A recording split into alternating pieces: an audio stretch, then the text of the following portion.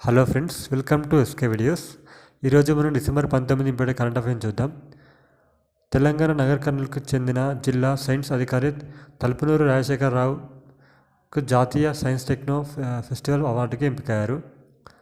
మరియు miss India USA 2024 కిరీటాన్ని చెన్నైకి చెందిన కాట్లిన్ సాండ్రా విల్కి రావడం జరిగింది.